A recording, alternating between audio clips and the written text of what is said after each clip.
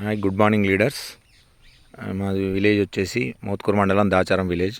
నా పేరు పృథ్వీరాజు. మేము బంతి తోట వేసినాం. ఒక 25 రోజులు అవుతుంది.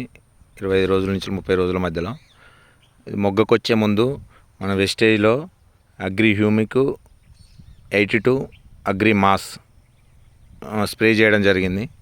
విపరీతమైన మొగ్గ వచ్చింది లీడర్స్ బంతిలో.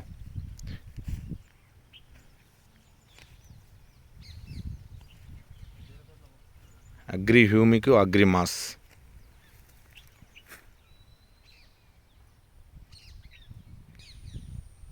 టమాటాకు కూడా స్ప్రే చేయడం జరిగింది.